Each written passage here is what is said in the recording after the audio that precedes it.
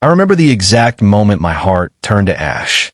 It was the second my little boy looked up from lighting those practice candles and realized no one in the room cared that it was supposed to be my birthday.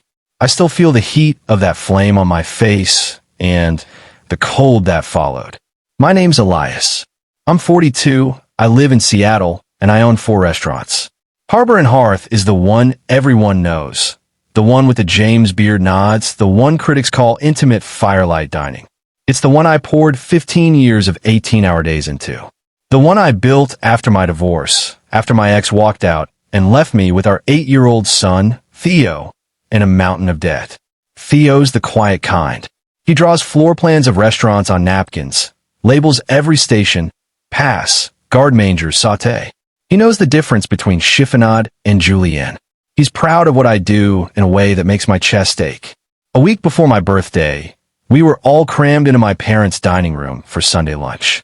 The good linen was out, the one that still smells like cedar and old Sunday roasts. Theo was on a stool at the end of the table, carefully arranging birthday candles on a plain sheet cake we'd picked up from the grocery store. Just for practice, he said. He wanted the spacing perfect for the real one at Harbor and Hearth. He kept whispering, "Just like at your place, Dad." Mom tapped her glass. "Quiet, everyone. Julian has news." My younger brother Julian stood up, that same cocky half-smile he's had since we were kids. His girlfriend Sophia clutched his arm, eyes already shining. He looked right at me. "I'm proposing to Sophia at your birthday dinner next Friday. At Harbor and Hearth. Everyone's already going to be there, right? Perfect setup. Hope that's cool, Elias. I'm proposing to Sophia at your birthday dinner next Friday. At Harbor and Hearth. Everyone's already going to be there, right? Perfect setup. Hope that's cool, Elias." Mom actually gasped, hands flying to her cheeks. "Oh my God, it's perfect. We'll make an engagement party." "Elias, you don't mind sharing the night, do you?" The table erupted. My sister Claire started talking about floral arches. Dad grunted something about finally locking it down. Someone joked that my birthday was getting an upgrade. Theo froze, match still in his little fingers. "But it's Dad's birthday," he said, voice barely there. Mom didn't even glance at him. "Honey, Uncle Julian only gets one proposal. Your dad's had 42 birthdays." Laughter rippled around the table. I watched Theo's shoulders cave in. He quietly closed a sketchbook where he'd spent days designing a special menu just for my night. Hand-lettered, complete with the dessert he wanted my pastry chef to make.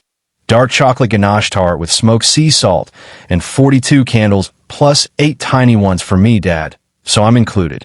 Julian raised his glass toward me. "You're good with it, right, bro? Free food, killer wine, romantic vibes, win-win." Every pair of eyes landed on me. My pulse was hammering so hard I could taste metal. But I smiled. Steady voice. "Yeah, go for it." Mom clapped. Sophia squealed and kissed Julian. The conversation veered straight into ring cuts and photographer packages. Theo blew out the unlit candles one by one, like he was putting out hope. He whispered, "Guess we don't need the real cake anymore." I ruffled his hair, told him it was fine. But inside, something cracked open. I've spent years being the family's golden goose. I paid for Claire's destination wedding venue deposit when her husband lost his job. I covered Mom and Dad's property taxes twice when Dad's investments tanked. I co-signed Julian's loft downtown. I've comped every anniversary, every graduation, just because dinner for a decade. They love telling people, "Our son owns Harbor and Hearth." You've heard of it, right? They just never loved asking how Theo was doing in school. They forgot. His 9th birthday, entirely last year. Showed up empty-handed to the little party I threw him at one of my quieter spots. Mom said, "Oh, honey, the days blur together." 2 weeks later, they drove 2 hours for my niece's dance recital. I told myself it was harmless. Old people, busy. I kept showing up, kept paying, kept hoping if I gave enough, they'd finally see Theo. See us. But that afternoon, watching my son shrink while they planned to hijack the one night a year that was supposed to be mine, ours, something shifted. Not rage. Not yet. Just clarity. That night, after I read Theo 3 chapters of his book and kissed his forehead, I sat in the dark kitchen with my laptop. Open reservation. Harbor and Hearth. Chef estable. 16 guests. 7:30 p.m. Elias R. I stared at it for a long time. Then I called my GM, Vera. She picked up on the second ring. Hey, boss. Everything okay? Yeah, I lied. Can you cancel the big chef's table next Friday? The one under my name. A pause. Your birthday dinner? What's left of it, I said. You sure? Mark it canceled by the booker. No notes. If anyone calls looking for it, we're fully committed. No record under any family name. Another pause. Vera knows my family. She's watched them send plates back 4 times and tip 10%. Got it, she said softly. Anything else? Yeah. Book a table for 3 at Ember and Salt. Chef's counter, 6:30. And from now on, flag, all family profiles. Full price. No comps. They pay like every other guest. Silence. Then, happy early birthday, Elias. I hung up. No texts. No warnings. Just the quiet click of a reservation vanishing. Birthday night came. Theo woke me with slightly charred pancakes and a card he'd illustrated. Me and Chef White's, him in a tiny toque, standing side by side at the pass. We spent the day at the aquarium. He sketched jellyfish while I pretended to work. At 5, he asked, "Are we still going to Harbor and Hearth?" "We're going somewhere better tonight." I told him, "Ember on Salt. You'll sit right by the fire. You can help plate dessert if you want." His eyes searched mine. Just us, buddy." He nodded, small smile. We got there early. My team had strung a few Edison bulbs over the counter, set out a tiny chocolate tart with exactly 50 candles, 42 plus 8. Theo tied on an apron that swallowed him and followed my sous chef Luca into the kitchen like it was the most natural thing in the world. My phone started lighting up at 7:15. "Mom, we're here. Where are you?" "Mark, host says no reservation under any name." "What the hell, man?" "Dad, fix this now. We have 16 people in the lobby." "Claire, Katie's crying. This is insane." I turned the phone face down and watched Theo pipe ganache with his tongue sticking out in concentration. At 7:45, the family group chat exploded. "Mom, you canceled it?